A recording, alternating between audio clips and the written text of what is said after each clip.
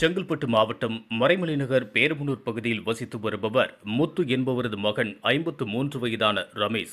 இவரது வீட்டில் கடந்த 5 ஆண்டுகளுக்கு மேலாக அசாம் மாநிலத்தைச் சேர்ந்த இஜாகுருல் இஸ்லாம் என்பவர் தன்னந்தனியாக வாடகைக்கு குடியிருந்து வருகின்றார். மேலும் மறைமலைநகர் பகுதியில் உள்ள ஒரு தனியார் கம்பெனியில் வேலை செய்து வந்துள்ளார். இந்த நிலையில் இஜாகுருல் மாதம் 25ஆம் தேதி வீட்டு வாடகை பணத்தை முறையாக கொடுத்து விடுவார். அதனால் 25ஆம் தேதி காலை அவரை வீட்டில் பார்த்தபோது வீடு பூட்டியிருந்தது. அவர் வீட்டில் இல்லை என்பதால் 25ஆம் தேதி காலை இஸ்மாயிலிடம் தொலைபேசியில் பேசி வாடகை தரலையே என கேட்டதற்கு, நான் தாம்பரத்திற்கு நண்பரின் வீட்டிற்கு வந்தேன், என்னை இங்கே சரமாரியாக தாக்குகிறார்கள் என அழுது கொண்டே இஸ்லாம் பேசியுள்ளார். அதிலிருந்து இதுவரை இஸ்லாமின் செல்போன் சுவிட்ச் ஆஃப் பண்ணப்பட்டுள்ளது. சந்தேகமடைந்த ரமேஷ் வீட்டு உரிமையாளர் என்கின்ற முறையில் வீட்டில் வாடகைக்கு இருந்தவரை காணவில்லை. அவரிடம் தொலைபேசியில் தொடர்பு கொண்டபோது தன்னை 4-5 பேர் சேர்ந்து சரமாரியாக தாக்குவதாக கூறிய அடுத்த நிமிடங்களில் போன் சுவிட்ச் ஆஃப் செய்யப்பட்டுள்ளதால் இதுகுறித்து மறைமலைநகர் காவல் நிலையத்தில் புகார் அளித்தார். புகாரின் அடிப்படையில் மறைமலைநகர் போலீசார் செல்போன் டவரை வைத்து சம்பந்தப்பட்ட இடத்திற்கு சென்று அங்கு விசாரித்த போது இஸ்லாம் அங்கு வந்ததாகவும் இரவே அசாமிற்கு செல்வதாக கூறிவிட்டு சென்றுவிட்டதாக போலீசாரிடம் தெரிவித்துள்ளனர். மேலும் இதுகுறித்து போலீசார் நடத்திய விசாரணையில் இஸ்லாமிற்கு தாம்பரத்தில் உள்ள அசாமை சேர்ந்த திருமணமான பெண்ணிற்கும் கள்ளத்தொடர்பு இருந்தது தெரிய வந்ததாகவும், இது அந்த பெண்ணின் கணவருக்கு தெரிந்ததும் அந்த பெண்ணை வைத்தே இஸ்லாமை தனது வீட்டிற்கு வரவழைத்து 2 பெண்கள் 2 அசாம் மாநில ஆண்கள் என மாறி மாறி அடிக்கும் வீடியோ வலைதளத்தில் வைரலாக பரவி பரபரப்பை ஏற்படுத்தியுள்ளது.